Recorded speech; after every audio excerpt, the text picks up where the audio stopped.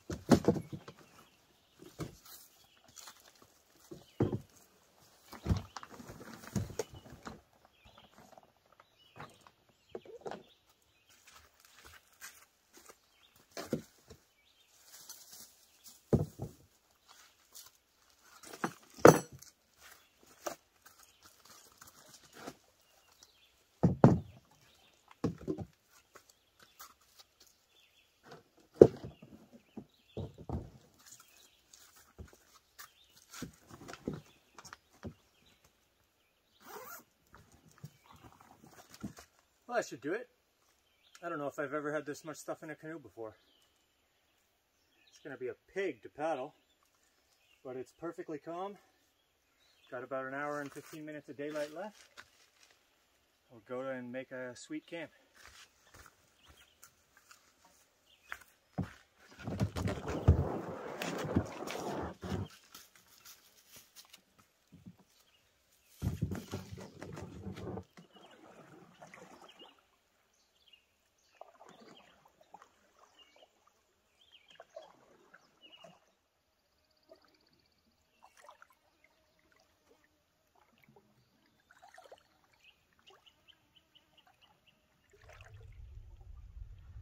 I'm gonna be itchy tomorrow, that's for sure. They are getting me good. A little bit of a breeze would be very welcome right now.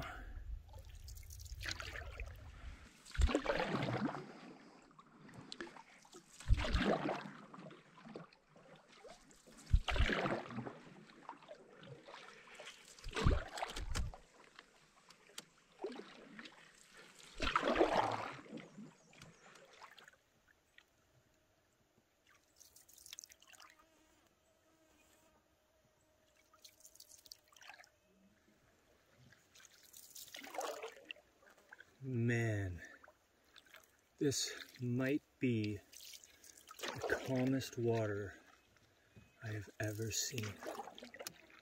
And that is saying something.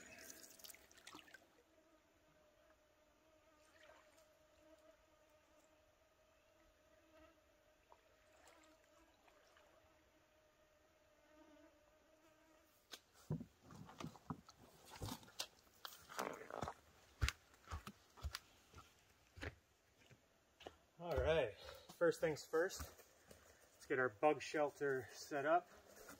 It's a nice site. There's some good tent pad spots back there. And I have a picnic table, which is always a welcome sight when you're glamping.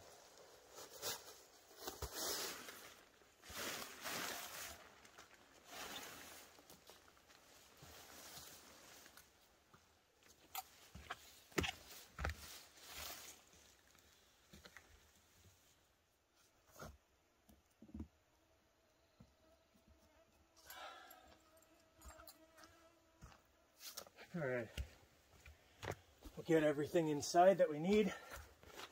Chair, camp kitchen stuff, cooler, water,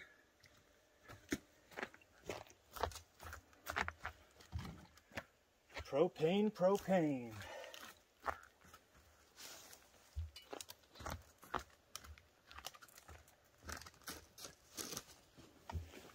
All right, step 2, set up the tent. And there is a perfect spot here. Lucky me.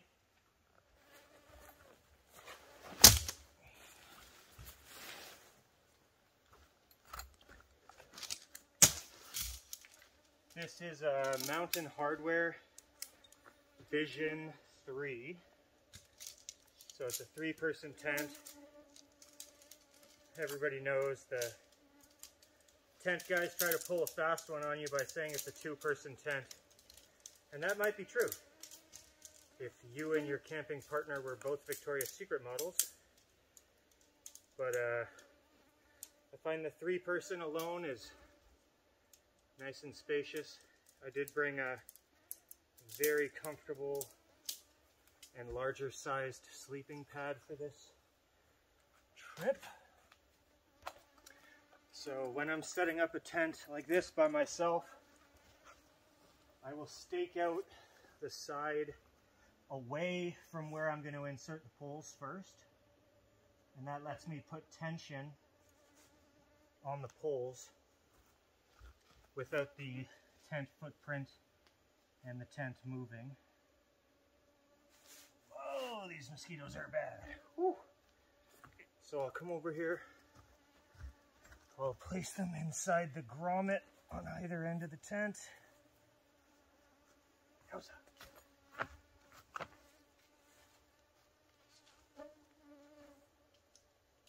And then I'll lift up from here and push.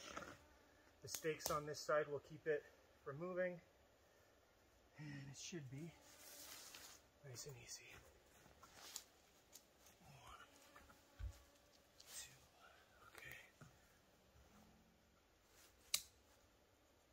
In the summertime, if I can, and tonight I will, I won't put the fly on, just so that I'm venting heat and hopefully catching a bit of a breeze. I don't know if that'll be the case. It's dead still right now. Not helping me out with these mosquitoes.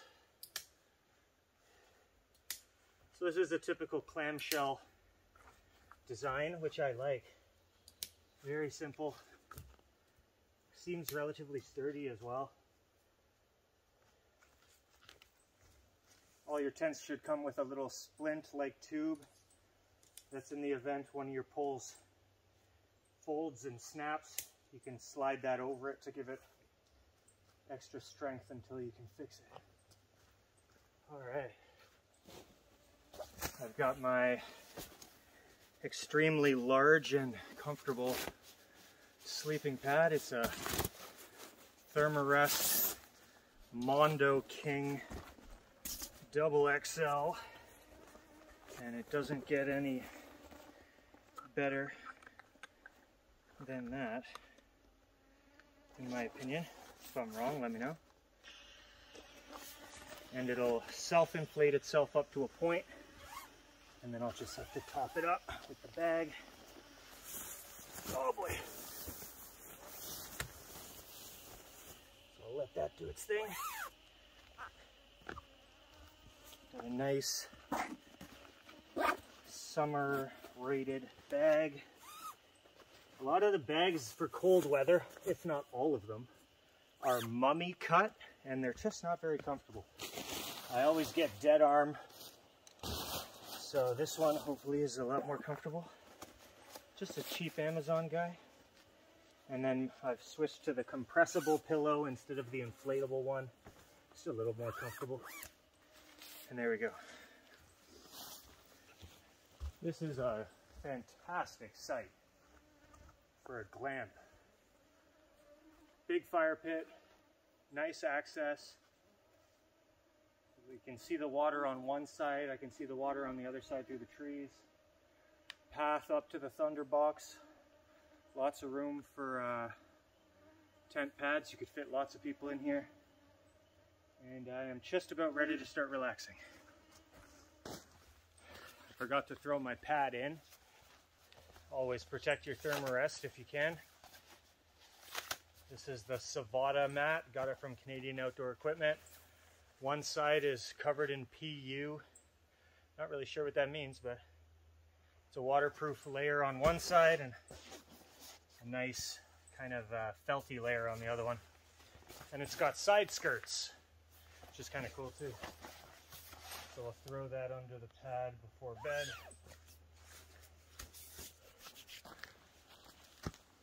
Well, if there wasn't a fire ban, I would have had some wood left for me, which is nice.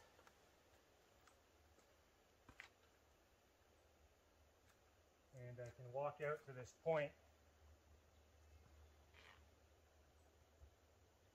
which I will do for some fishing tomorrow. All right. Pretty much ready to start relaxing. Getting in and out of the bug shelter is always a race against time.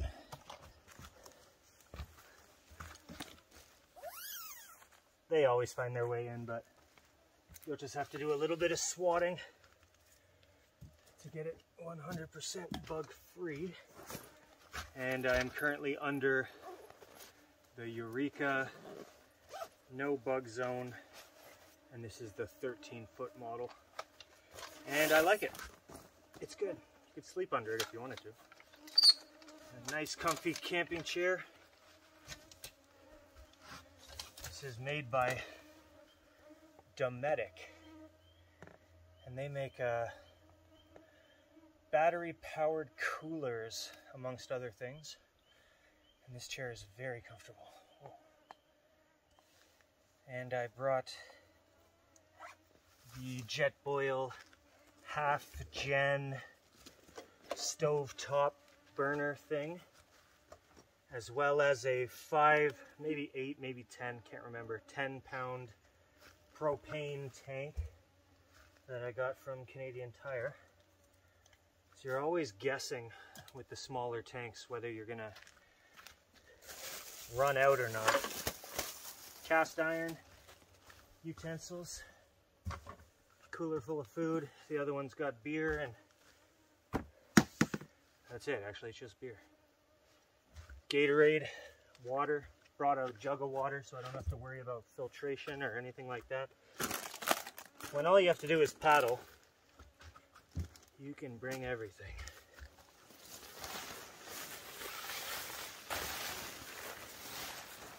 Kind of a tricky spot here, but I think I'll be okay.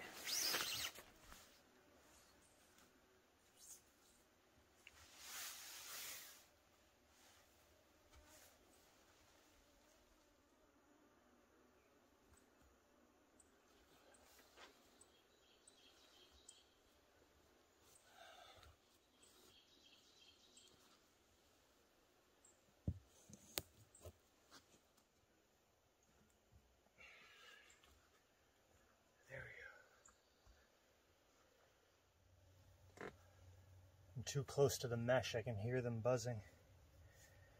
I think I've pretty much got this place bug free. Time to relax. Have a beer. No, you son of a gun. Stowaway. We have a stowaway.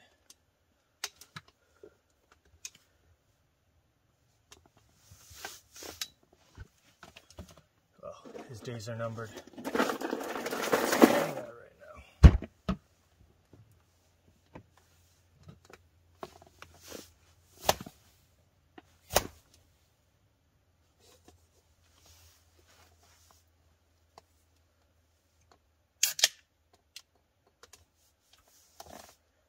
Cheers.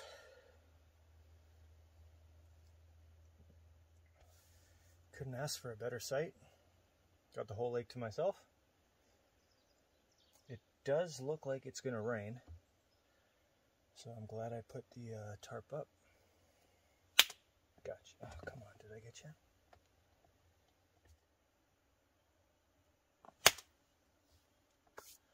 I imagine the voyageurs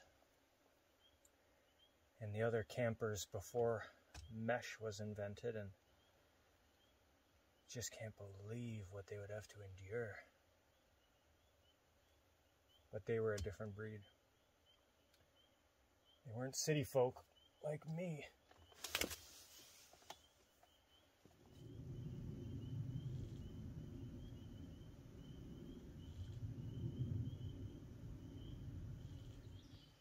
Start getting some dinner prep going on.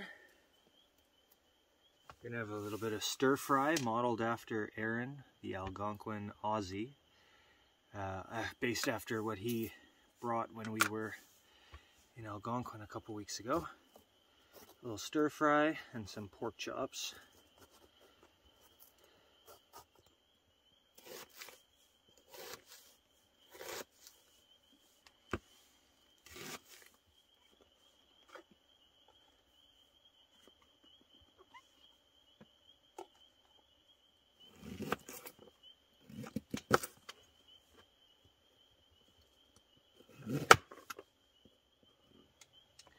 It's getting a little dark here, so I'm going to light it up. Get some light going here.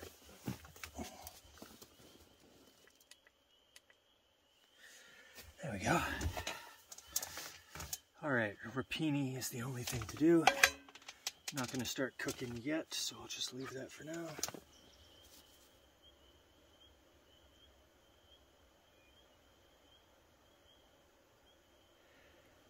This lantern is really cool. It's quite powerful. This is the lowest setting, and it also doubles as a external charger, so I can plug my phone or my Garmin into a USB port that it has, and I can charge from it, which is pretty sweet. In the Kingdom of Ice. On July 8th, 1879, Captain George Washington DeLong and his team of 32 men set sail from San Francisco on the USS Jeannette. Heading deep into uncharted Arctic waters, they carried the aspirations of a young country burning to be the first nation to reach the North Pole. 1879, no one had reached the North Pole yet. 2 years into the harrowing voyage, the Jeannette's hull was breached by an impassable stretch of pack ice, forcing the crew to abandon ship amid torrents of rushing water. Hours later, the ship had sunk below the surface, marooning the men 1,000 miles north of Siberia. 1,000 miles north of Siberia? Yeah. Where they faced a terrifying march with minimal supplies across the endless ice pack.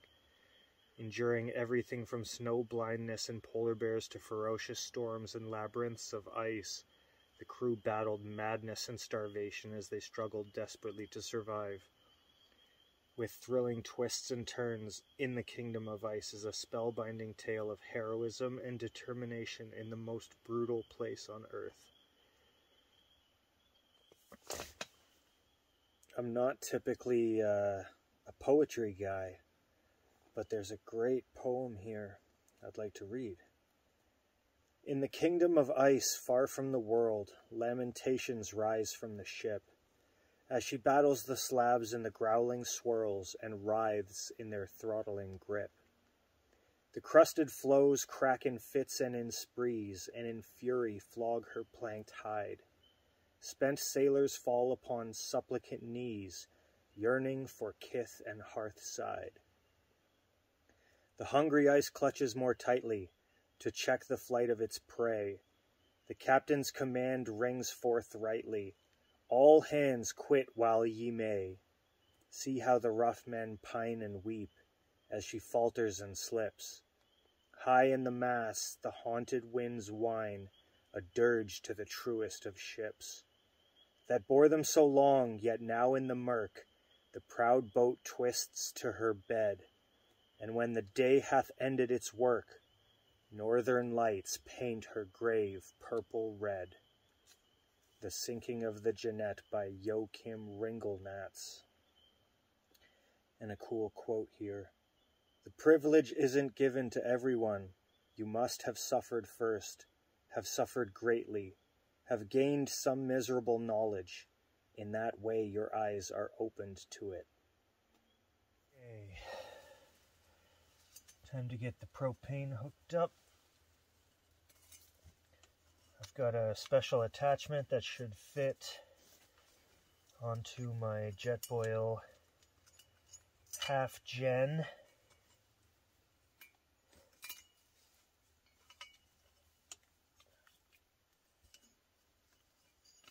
And I've never used this before, so it will be a first. Oh no.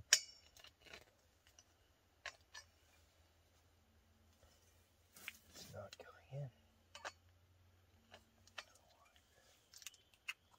Oh no.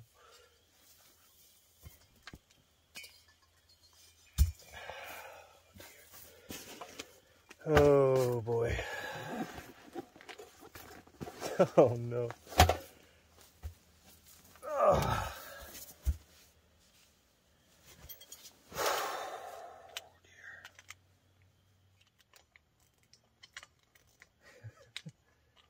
Does it go the other way? Does it go the other way? Yes! Yes, propane attachments screw the other way. Oh, thank goodness. Yes! Oh man, that was close.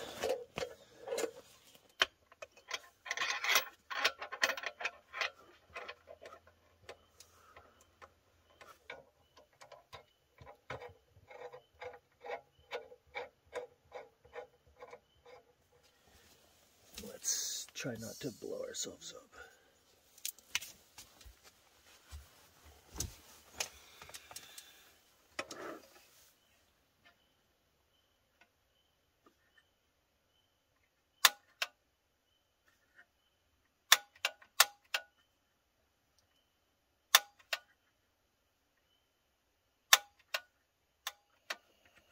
You can hear it. There we go. Perfect. It's alive. It's alive. I definitely should have tested this out at home.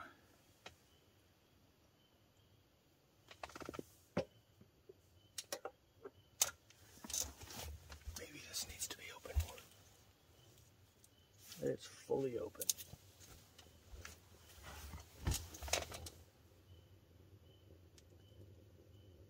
I feel like it should be quite a bit more powerful. That is barely on. Why? And it's out. Uh-oh.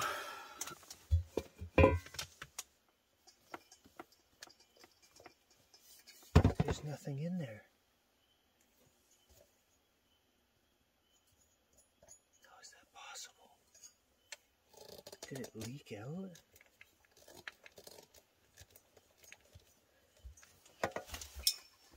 There is no gas. How is that possible? How could it all have leaked out? Oh no. Oh no.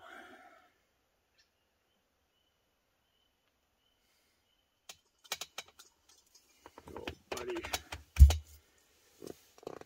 Oh no.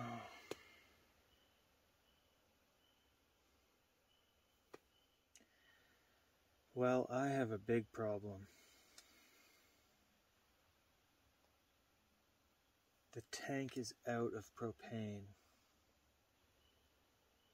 It's never been used. It was full a couple of years ago, but I didn't know that it could leak out. Oh man, I mean I can eat this stir fry raw, no problem. But I can't eat the eggs raw or the steak raw. Oh man. It wasn't working. It worked. Everything's good. It wouldn't light. It lit. Everything's good. Out of gas. Nothing you can do about that.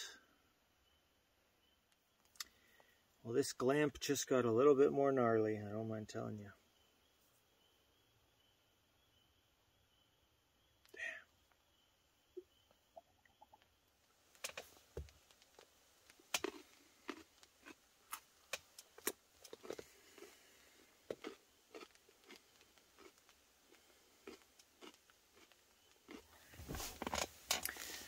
Well, this trip just went from a glamp to a camp.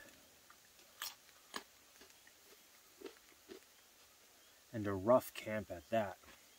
I got a whole bunch of food I can't cook. Can't risk making a fire, because if you make a mistake, can't live that down.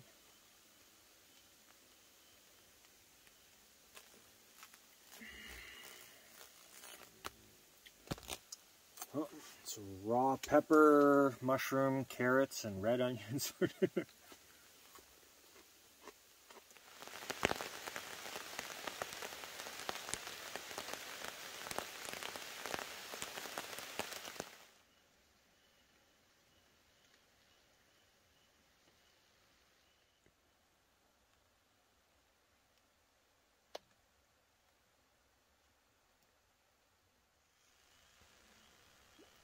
Another stowaway. Beautiful salamander. Hey, buddy. You're a big boy.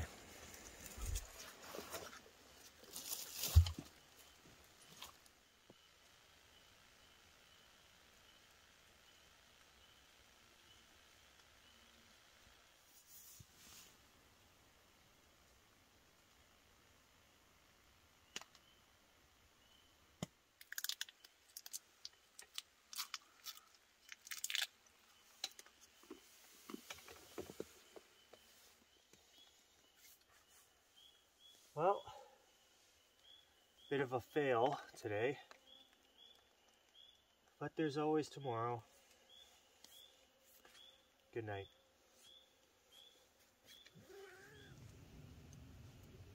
Well, it's a beautiful day. It's about 10:30, 10:45. I had a long sleep, but not a great sleep. It was a little chilly. And the sleeping bag that I brought, I must have forgotten that it was one that I had bought for my wife years ago, because it only comes up to my chest. But no big deal. Beautiful day, nice and calm and still and warm. The bugs aren't as bad as they were last night, at least not right now. And I'm just doing an inventory on the food that I've got. I've got a full watermelon. Got a bag of chips, a Snickers bar, and a can of baked beans that I could leave in the sun to warm up. But other than that, it's not going to be a great day for eating. All my food's going to have to stay in the cooler. And there's a slow-moving turtle just going for a jaunt by my shoreline here. I think it's a snapper, but I can't really tell. And just going to relax for a little bit. Eat some chips, save the Snickers bar for tonight, and do some fishing, rig up the hammock, and just relax all day. Perfect day to relax.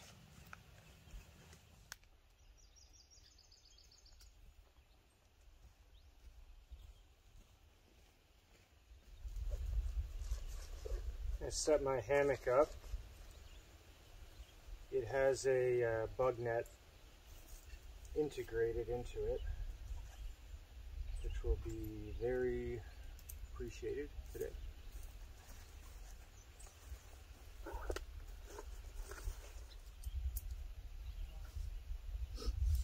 It's got really long straps, so you can almost always find a good spot for it. And what else is cool about this guy is it has a rain protective sleeve. So if you're going out for a bit and it's gonna rain, just run this along.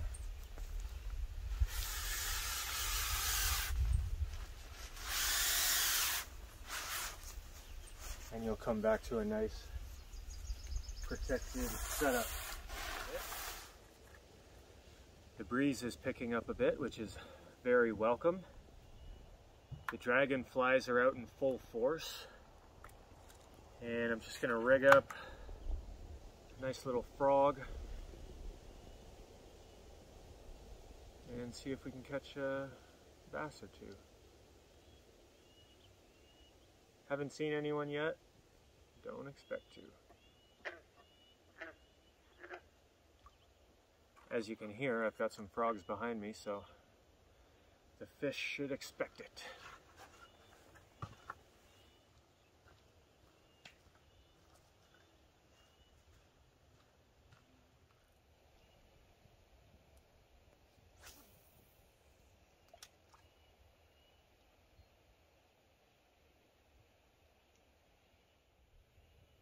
Very nice lake. It's got like interesting topography, like lily padded areas, rocky outcrops, islands, peninsulas.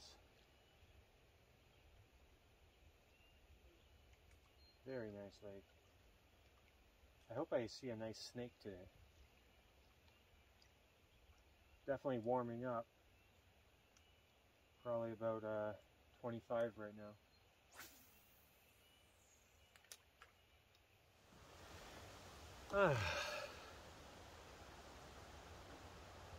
Very relaxing day so far. Got a bit of a breeze now, which is great. Just been reading that book. It's amazing how different things used to be. I like that kind of stuff.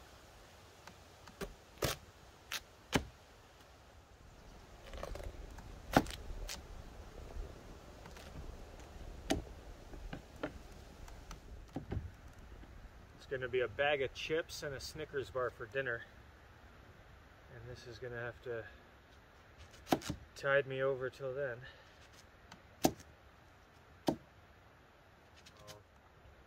I'll go out in the canoe soon for a explore, see if I can find some turtles and some fish. Found this weird inscription on this rock. Has anyone ever seen anything like this?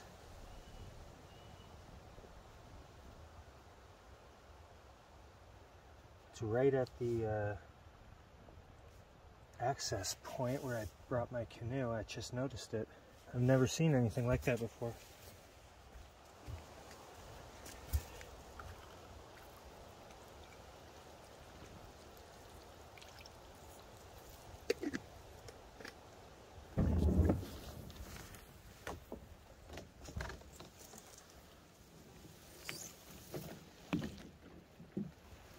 Gonna go for a nice paddle, look for some turtles, do some fishing. I'm also gonna take some stuff back to the car and check and see if I have a jacket or a sweater in there, just because I was chilly up top last night and I want to go through that area again. And then I'll paddle around and back because there's a little channel that connects over there, and see if the beavers are out.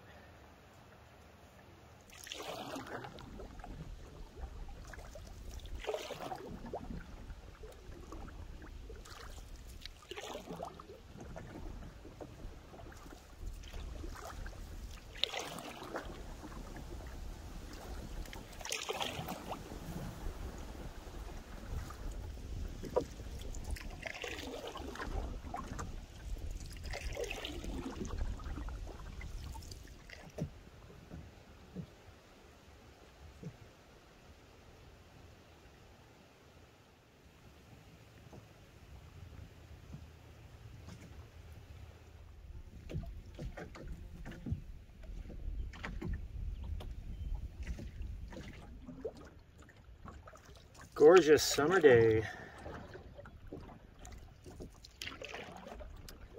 Well, I thought I was smart with that propane tank, that mini propane tank, but I filled it up a long time ago and I guess it all leaked out. Devastating, no doubt about it. But having some context for real survival situations certainly doesn't compare. So I will remain in good spirits.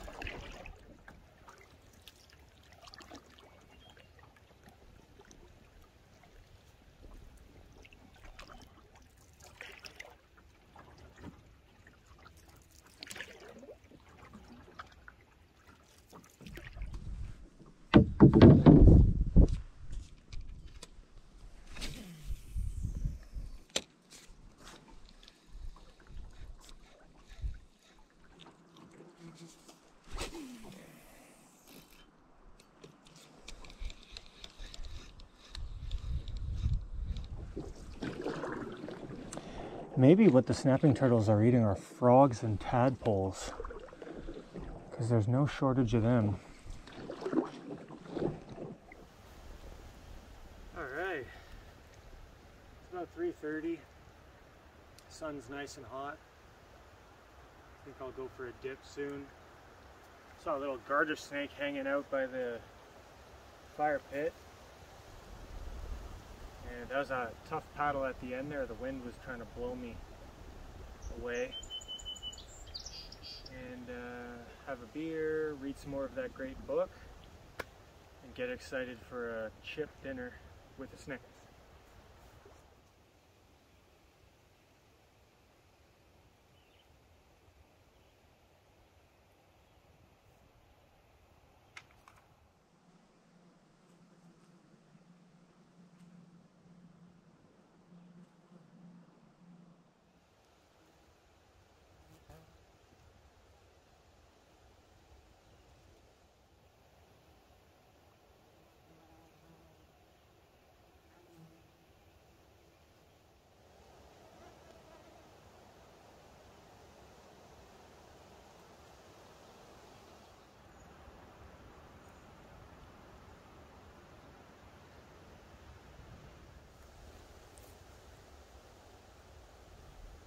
Nice garter.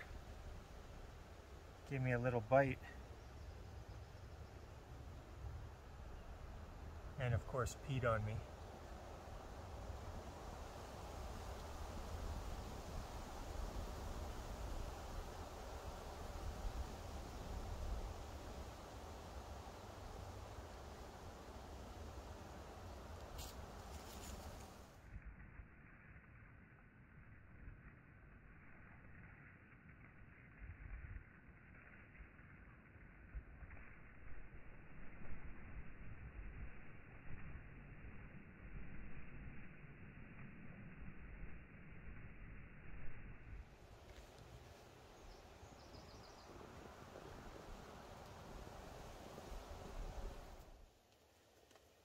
You know you're relaxing when you've been reading all day.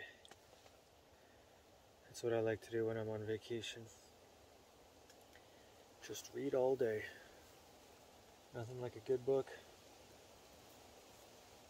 And I've been crushing these chips. Saving the Snickers for dessert.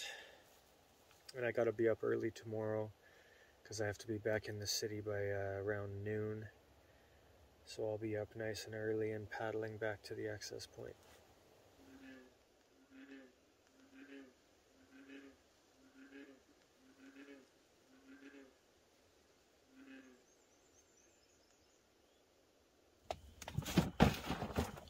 I have one more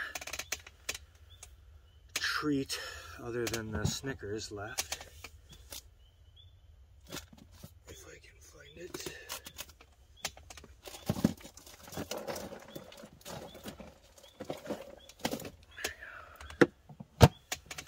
NW root beer.